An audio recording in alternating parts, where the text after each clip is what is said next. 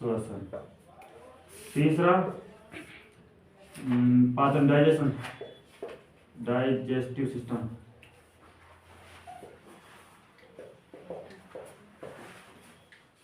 System मतलब पाचन तंत्र। चौथा अपने पास कौन सा है? एक्सक्रीशन, एक्सक्रीशन मतलब उत्सर्जन। और लास्ट कौन सा है?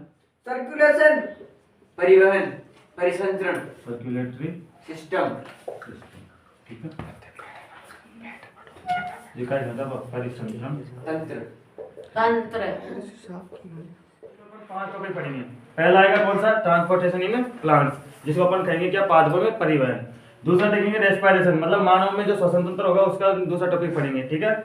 तीसरा अपन पढ़ेंगे पाचन तंत्र का, जिसको अपन बोलते हैं डाइजेस्टिव सिस्टम। चौथा अपन पढ़ेंगे कौन सा? उत्सर्जन तंत्र का, जिसको अपन क्या बोलते हैं? Excretory system. और जो लास्ट में आता है कौन सा आता है? परिसंचरण। इस वृक्ष में अपन को पता है कि एक तो होता है जड़, इसको अपन क्या बोलते हैं? रूट बोलते हैं। दूसरा होता है क्या? स्टेम, जिसको अपन क्या बोलते हैं? तना बोलते हैं। और थर्ड होता है क्या? लीव। होती है कि नहीं होती है? लीव, जिसको अपन क्या बोलते हैं? पत्तियां बोलते हैं। ठीक है। अपन को पता है जो पादप होता है ना, वो नीचे से क्या लेगा? जल लेगा। किसके द्वारा? किसके द्वारा लेगा?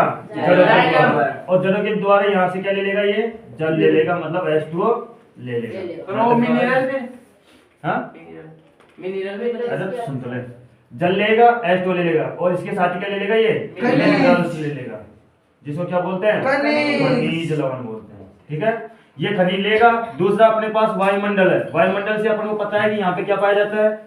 सूर्य। ठीक है, जैसे सूर्य पाया जाएगा, यहाँ से क्या लेगा? ये अरे क्या लेगा? प्रकाश लेगा, मतलब लाइट लेगा नहीं लेगा? और जैसे प्रकाश लेगा यहाँ से, और वायुमंडल में क्या पाई जा रही है? CO2 पाई जा रही है। तीनों चीज ले लेगा, और तीनों चीज लेके यहाँ पे जो पत्ती पाई जा रही है उसमें क्या पाया जाएगा? अरे क्या पाया जाएगा? क्लोरोफिल पाया जाएगा।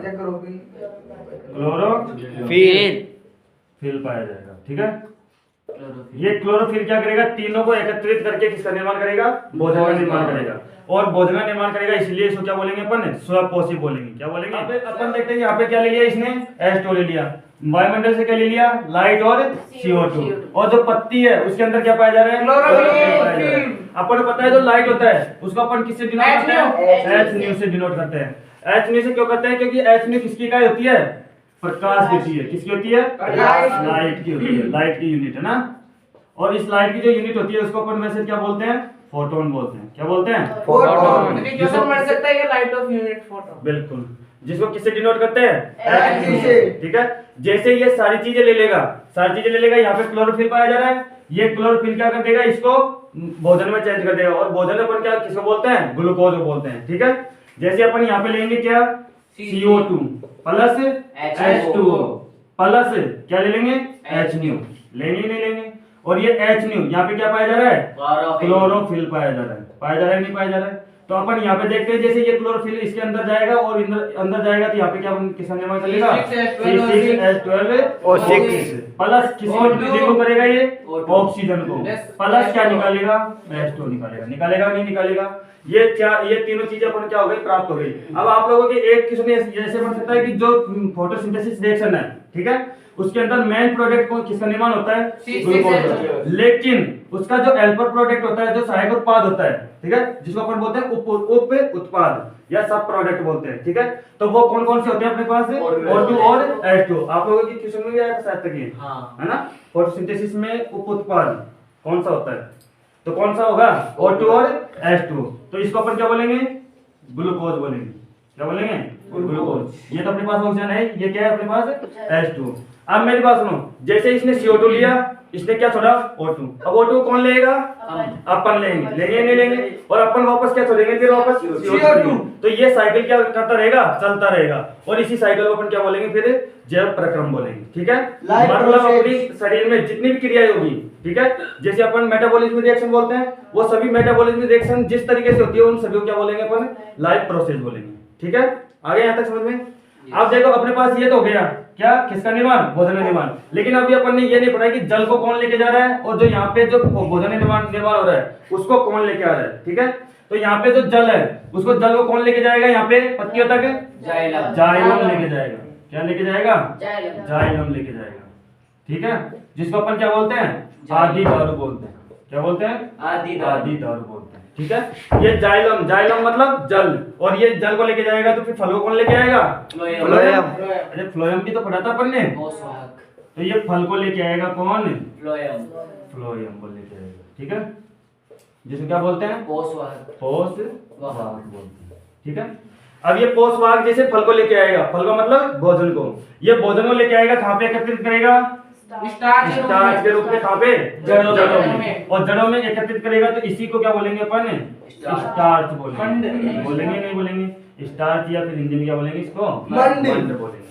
आगे यहाँ तक समझ में। इसके अलावा मैंने एक चीज और बताई थी कि जैसे ये जाइलम जाएगा तो यूनिट क्या करेगा, ये एक दिशा गति करेगा, जबकि जो फ्लोएम आएगा वो द्विदिशीय गति करेगा। कैसे करेगा, क्योंकि ये एक बार तो लेके आएगा और जैसे अन्य पार्ट्स को इसकी जरूरत पड़ेगी, इसकी भोजन की, तो ये वापस भी क्या करेगा, उसको लेके जाएगा और लेके जाएगा। तो ये कितनी बार गति कर रहा है, 2 बार। और इसी को क्या बोलेंगे अपन, द्विदिशीय के। पत्तियां देखी अपन ने, अरे देखिए नहीं देखी, इस पत्ती के अंदर छोटे छोटे क्या पाए जाते हैं, छिद्र पाए जाते हैं, पाए जाते नहीं पाए जाते। इन्हीं छिद्रों को क्या बोलते हैं अपन, रंध्र बोलते हैं या फिर स्टोमेटा बोलते हैं। ठीक है, ये स्टोमेटा कितने टाइप्स का होगा, 2 ओपन एंड क्लोज। कौन सा, ओपन एंड क्लोज। ओपन जो होगा उसको बोलेंगे अपन खुला, और जब क्लोज होगा उसको क्या बोलेंगे अपन, बंद बोलेंगे। तो इसकी स्ट्रक्चर देख लेते हैं अपन, पढ़ते हैं क्या, रंध्र। ठीक है, रंध्र कितने प्रकार के बताए मैंने अभी, 2, बंद और खुला, मतलब 2 प्रकार का। ठीक है, जो खुला होगा वो तो कब रहेगा, दिन के समय रहेगा, नहीं रहेगा। अरे फोटोसिंथेसिस रिएक्शन कब होती है, दिन में होती है, सूर्य के प्रकाश में होती है। और जो बंद होगा वो कब होगा, रात में होगा, नहीं होगा। लेकिन जो मरुस्थलीय पादप होते हैं, है ना, उसका जो रंध्र होता है वो हमेशा क्या रहता है, खुला रहता है। क्यों रहता है, क्योंकि दिन के समय तो क्या पड़ता है, प्रकाश पड़ता है, और प्रकाश के कारण वो क्या कर लेता है, अरे क्या करेगा, फोटोसिंथेसिस करेगा, नहीं करेगा, यस सर। और फोटोसिंथेसिस करेगा तो दिन में तो वैसे खुला रहेगा, लेकिन रात्रि में जो वहां पे वो मिट्टी होती है उसमें से क्या निकलेगी, ऊष्मा निकलेगी, हीट निकलेगी, और हीट के कारण भी वो क्या करेगा, वो वापस से भोजन बनाएगा। मतलब भोजन बनाएगा तो वही क्या करेगा, वो फोटोसिंथेसिस रिएक्शन करेगा। कौन, मरुस्थलीय पादप। लेकिन उनके अलावा जितने पादप है उनमें रात्रि के समय क्या रहेंगे, वो बंद रहेंगे, और दिन के समय क्या रहेंगे, खुला रहेंगे। अब इनका पता कैसे चलता है कि दिन के समय खुला है और ये मतलब रात के समय बंद है। ठीक है, तो अपन देखते हैं कि जैसे मतलब दिन होता है तो प्रकाश आएगा, और प्रकाश आएगा तो जो जल होगा पत्ती में उसको क्या करेगा, वो उत्सर्जित कर देगा, और उत्सर्जित करेगा तो वो उड़ जाएगा। लेकिन फिर इसमें पत्ती में किसी कमी आ जाएगी, जल की कमी आ जाएगी, आएगी कि नहीं आएगी। और जल की कमी आएगी तो ये पादप क्या करेगा, जड़ से वापस जल को लेके जाएगा, जाएगा नहीं जाएगा।